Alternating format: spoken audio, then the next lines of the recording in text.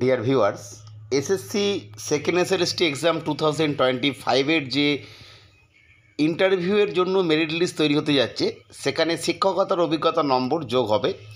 এবার বিষয়টা হচ্ছে শিক্ষকতা অভিজ্ঞতা নম্বর কারা পাবে, এই নিয়ে দেখছি অনেকে আমাকে জিজ্ঞাসা করছো। যদিও এই বিষয়ে নোটিফিকেশানে অর্থাৎ গেজেট নোটিফিকেশানে সম্পূর্ণভাবে স্পষ্ট ক্লিয়ারলি বলে দেওয়া ছিল কারা পাবে এবং কারা পাবে না, তবুও অনেকে কমেন্ট সেকশনে আমাকে জিজ্ঞাসা করেছো যে শিক্ষকতা অভিজ্ঞতা নম্বর কারা পাবে, তাদের জন্য আমাদের এই ভিডিওটি। আমরা একবারে গেজেট নোটিফিকেশান ধরে ডিটেলসে অর্থাৎ কোন কোন ক্ষেত্রে এই নাম্বারটা দেওয়া হবে 9, 10 এবং 11, 12 দুটোর ক্ষেত্রে আমরা ডিটেলসে আলোচনা করব। তাই প্রত্যেককে অনুরোধ করব ভিডিওটি স্কিপ না করে পুরোটি দেখো, তাহলে এই রিগার্ডিং তোমাদের যে সমস্যা বা কনফিউশন সেটা পুরোপুরি মিটে যাবে। আমরা এরপর সরাসরি গেজেট নোটিফিকেশানের সেই অংশে এসেছি যেখানে স্পষ্ট উল্লেখ করা আছে যে প্রায়র টিচিং এক্সপিরিয়েন্সের জন্য 10 মার্কস। অবশ্যই 10 মার্কসটা দেওয়া হবে প্রতি বছরের জন্য 2 মার্কস করে, অর্থাৎ কেউ যদি 5 বছর সার্ভিস করে থাকেন তিনি পাবেন 10 মার্কস, তিনি 6 বছর করে থাকলেও 10 মার্কসই পাবেন, এবং তার থেকে কম করে থাকলে 2 বছর করে থাকলে 4 মার্কস, এইভাবে ক্যালকুলেশন করা হবে, অর্থাৎ পার ইয়ার 2 মার্কস করে। এটা কাদেরকে দেওয়া হবে স্পষ্ট বলে দেওয়া হয়েছে, at the secondary level in a government or government aided or government sponsored school, অর্থাৎ যে কোনো সরকারি সাহায্যপ্রাপ্ত বা সরকারি পোষিত যে কোনো বিদ্যালয়ে অবশ্যই সেটা সেকেন্ডারি লেভেলের পড়ানোর অভিজ্ঞতা আছে এমন যারা রয়েছেন শিক্ষক মহাশয়, তাদেরকেই এই নাম্বারটা দেওয়া হবে।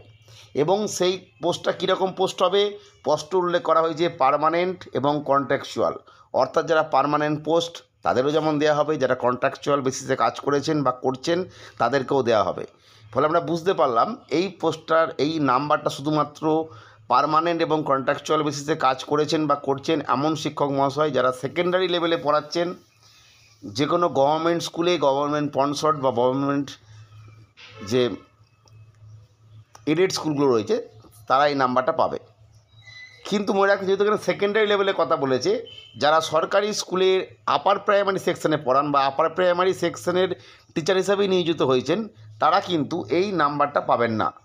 এটা গেল বিষয়। 11, 12-এর ক্ষেত্রেও সেই সেম নোটই দেওয়া হয়েছে, অর্থাৎ সেকেন্ডারি লেভেলের গভর্নমেন্ট এডেড স্পন্সর্ড বা গভর্নমেন্ট স্কুলে পড়ানোর অভিজ্ঞতা থাকলে তারা 2 মার্কস করে পাবেন প্রতি বছরের জন্য, ম্যাক্সিমাম 10 মার্কস। অবশ্যই যিনি পার্মানেন্ট টিচার ছিলেন বা আছেন বা কন্ট্রাকচুয়াল বেসিসে কাজ করেছেন বা করছেন, গেজেট নোটিফিকেশন অনুযায়ী কিন্তু পার্মানেন্ট এবং কন্ট্রাকচুয়াল বেসিস প্রত্যেকেই পাবেন। তবে শেষে একটা নেগেটিভ কথা না বললেই নয়, এই যে প্রক্রিয়ার কথা আমি বললাম কারা পাবে কারা পাবে না, এইটা কিন্তু এই মুহূর্তে আর কিছু করার নেই, কারণ যারা ফর্ম এন্ট্রির সময় নিজেদেরকে শিক্ষক হিসেবে দেখাননি অর্থাৎ পার্মানেন্ট বা কন্ট্রাকচুয়াল বেসিসে, তাদের কিন্তু আর কিছু করার নেই, কারণ আমরা জানি যে ফর্ম এন্ট্রি শেষ হয়ে গেছে, এডিট উইন্ডো তো আর নেই, এবং যখন রেজাল্ট বেরোবে সেই সময় কিন্তু আমরা জানি প্রথমেই 60 নম্বরের যে নাম্বার সেখান থেকে প্রাপ্ত মার্কস, একাডেমির প্রাপ্ত মার্কস এবং টিচার এক্সপিরিয়েন্সের যদি কারো থাকে তিনি দিয়ে থাকেন আর কি ফর্ম এন্ট্রির সময়, সেটা ধরেই কিন্তু মেরিট লিস্ট প্রকাশিত হবে, তারপরে ডকুমেন্ট ভেরিফিকেশন হবে। অর্থাৎ আমি যেটা বলতে চাইছি, যারা হয়তো টিচার এই মুহূর্তে হয়তো চাকরি করছেন কন্ট্রাকচুয়াল বেসিসে বা পার্মানেন্ট বেসিসে, তিনি দেখাননি, তিনি হয়তো ভাবছেন ডকুমেন্ট ভেরিফিকেশনের সময় দেখাবো, কিন্তু সেই সুযোগটা হয়তো থাকবে না, কারণ তার আগেই কিন্তু টিচিং এক্সপিরিয়েন্সের নাম্বারটা যোগ করে মেরিট লিস্ট তৈরি। যদি আপনার নাম্বারটা সেইখানে না আসে তাহলে কিন্তু আপনি ডকুমেন্ট ভেরিফিকেশন পর্যন্ত পৌঁছাতেই পারছেন না। যাক, এই তথ্যটা আমি শেয়ার করলাম, যেহেতু অনেকে জিজ্ঞাসা করছেন কারা পাবে। অবশ্যই সরকারি স্কুলে পার্মানেন্ট এবং কন্ট্রাকচুয়াল বেসিসে কাজ করে থাকলে বা কাজ করলে সেকেন্ডারি লেভেলে পড়াশোনার অভিজ্ঞতা থাকলে মানে পড়ানোর, তবেই পাবে।